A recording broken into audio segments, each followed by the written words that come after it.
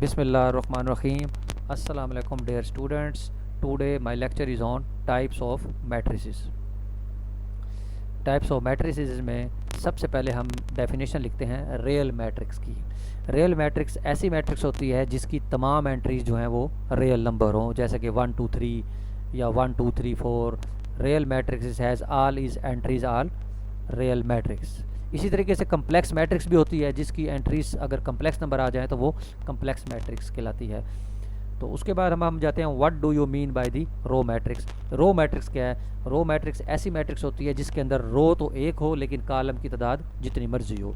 तो row matrix has exactly 1 row. For example A1 1 1 2 1 3 1 n, यानी रो एक है, कॉलम जितने मर्जी हो, n कॉलम है। जैसे 1 2 -3 लिखा है उन्होंने, रो एक कॉलम 3। इसी तरीके से नेक्स्ट हमारे पास टाइप है कॉलम मैट्रिक्स की। कॉलम मैट्रिक्स में भी उसी तरीके से होगा, ऐसी मैट्रिक्स जिसका कॉलम तो एक हो, रो उसमें जितनी मर्जी हो, यानी रो m हो। तो जैसा कि हमारे पास पहले ही एग्जांपल है XY, यानी कॉलम एक रो 2, 1 5 7, कॉलम एक रो 3 है। ठीक है ना, ये इसको हम क्या कहते हैं? Column matrix. Row matrix is also known as row vector. Column matrix is also known as ही कॉलम वेक्टर भी कहते हैं। Row matrix may have n columns, then order is 1 cross n. Column matrix में है m rows, then order is m cross 1। यानी column का क्या होता है? कॉलम एक, रो जितनी मर्जी, रोज में रो एक, कॉलम जितने मर्जी। उसके बाद हमारे पास है डिफाइन है स्क्वायर मैट्रिक्स। स्क्वायर मैट्रिक्स का मतलब होता है कि जैसे स्क्वायर होता है आपके पास कि जितनी लेंथ होती है उतनी विड्थ होती है, ये भी उसी तरीके से है कि स्क्वायर मैट्रिक्स एक ऐसी मैट्रिक्स होगी जिसमें जितनी नंबर ऑफ रोज होंगी उतने नंबर ऑफ कॉलम्स होंगे। तो square matrix has an equal number of rose and columns is called square matrix. जैसा कि एक एलिमेंट है 5, एक रो एक कॉलम। जैसे 2 by 2 की मैट्रिक्स है, जैसे 3 by 3 की मैट्रिक्स होती है, 3 रोज 3 कॉलम हो, 2 रोज 2 कॉलम्स हो। तो इस तरह की मैट्रिक्स को हम क्या कहते हैं? Square matrix. फिर हमारे पास होती है रेक्टेंगुलर मैट्रिक्स। रेक्टेंगुलर मैट्रिक्स भी उसी टर्म से निकली है, रेक्टेंगुलर से, रेक्टेंगल से, कि जिसमें लंबाई जो है वो चौड़ाई से ज़्यादा होती है, या जिसमें हॉरिजॉन्टली रेक्टेंगल भी होता है, वर्टिकल भी होता है, यानी जिसमें रोज़ ज़्यादा हो सकती हैं कॉलम से, या कॉलम ज़्यादा हो सकते हैं रोज़ से।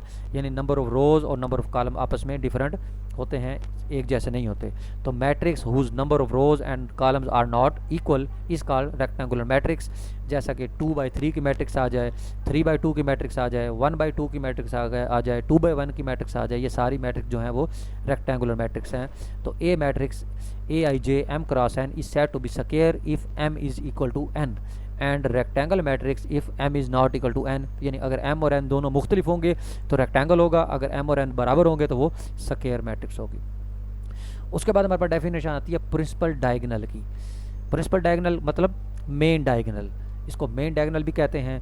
मतलब a diagonal of a square matrix from the upper left corner to the lower right corner is called principal diagonal। यानी A11 A22 A33, यानी ये जो एंट्रीज हैं जिस डायगोनल के अंदर मौजूद हैं इसको हम क्या कहते हैं? मेन डायगोनल या प्रिंसिपल डायगोनल। इसी तरीके से हमारे पास डिफाइन द सेकेंडरी डायगोनल क्या होता है? जो diagonal of the square matrix from the lower left corner to the upper right corner is called principal diagonal, मतलब secondary diagonal. The entries A31 A22 A13 जो है ये आपके पास क्या है? सेकेंडरी डायगोनल है। यहाँ गलती से उन्होंने प्रिंसिपल डायगोनल लिखा हुआ है, ये सेकेंडरी डायगोनल कहलाएगा। उसके बाद हमारे पास डेफिनेशन आती है नल मैट्रिक्स की या जीरो मैट्रिक्स की। ऐसी मैट्रिक्स जिसकी तमाम एंट्रीज जो हैं वो क्या होती हैं? जीरो हो, तो उसे हम क्या कहते हैं? Zero matrix. चाहे वो स्क्वायर हो या चाहे वो रेक्टेंगल मैट्रिक्स हो, उसकी तमाम एंट्री जो है वो जीरो होती हैं। यानी नल और zero matrix has all its element zero. For example mathematically a matrix Aij is null matrix if Aij zero for all Ij। उसके बाद हमारे पास डेफिनेशन आती है डायगोनल मैट्रिक्स की। A square matrix is diagonal matrix if all elements are zero except the main diagonal। यानी main diagonal के अलावा तमाम एलिमेंट जो होंगे उसके वो क्या होंगे? ज़ीरो होंगे। तो हम उस तरह की मैट्रिक्स को क्या कहेंगे? Diagonal matrix. यानी अगर Aij ज़ीरो है तो इसमें I is not equal to j, यानी बाकी एलिमेंट जो हैं वो I is not equal to j position पर होते हैं, इसलिए वो एलिमेंट जो है वो ज़ीरो हो जाएंगे। एंड एट लीस्ट 1 Aij जो है वो नॉन ज़ीरो होगा जब I j के बराबर होगा। यानी A11 A22 A33 पोजीशन पे जो एलिमेंट्स हैं ये हमेशा नॉन ज़ीरो होंगे। और ये ज़रूरी नहीं है कि सारे नॉन ज़ीरो। तो 3 अगर 3 by 3 की मैट्रिक्स है तो उसमें कोई से 2 एलिमेंट नॉन ज़ीरो होंगे या कोई से एक एलिमेंट नॉन ज़ीरो होगा या तीनों नॉन ज़ीरो होंगे, तो वो डायगोनल मैट्रिक्स होती है। फिर हमारे पास डेफिनेशन आती है स्केलर मैट्रिक्स की। अब जैसा कि डायगोनल मैट्रिक्स में और स्केलर मैट्रिक्स में फ़र्क ये है कि डायगोनल मैट्रिक्स के अंदर जो डायगोनल के अंदर एलिमेंट्स होते हैं वो डिफरेंट होते हैं, और स्केलर मैट्रिक्स में डायगोनल के अंदर जो एलिमेंट्स होंगे वो सेम होंगे, और जो सेम एलिमेंट होंगे और वो 1 के अलावा होंगे, यानी 1 भी नहीं हो सकते। तो a diagonal matrix is called scalar matrix if all elements of leading diagonal जो हैं are same. A scalar matrix is scalar matrix if aij is equal to 0 जब I is not equal to j, and aij is equal to k when I is equal to j. k is some non zero scalar, यानी k जो है वो एक तो zero नहीं हो सकता और नॉन ज़ीरो होगा, और दूसरी कंडीशन यह है कि जो है वो 1 भी नहीं हो सकता, क्योंकि अगर 1 भी हो जाए तो वो इन पर्टिकुलर आइडेंटिटी मैट्रिक्स है। तो आइडेंटिटी मैट्रिक्स जो होती है ये डायगोनल मैट्रिक्स भी होती है और स्केलर मैट्रिक्स भी होती है।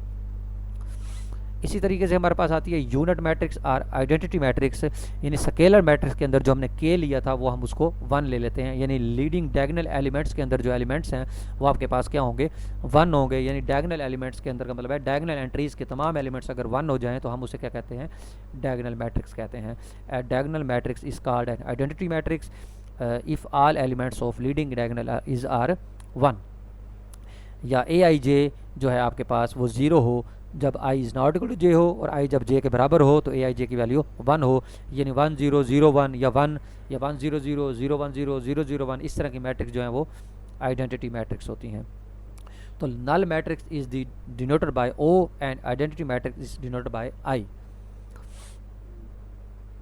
उसके बाद हमारे पास डेफिनेशन आती है इक्वल मैट्रिसेस की।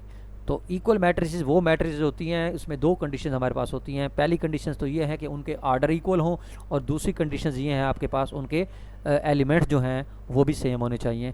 तो हमारे पास equal matrices have the same orders and equal corresponding elements. तो मैथमेटिकली यानी equal matrices have the same order and equal corresponding elements. तो मैथमेटिकली हम इसको लिखेंगे aij यानी ऑर्डर m क्रॉस n है, और b matrix bij order p cross q है।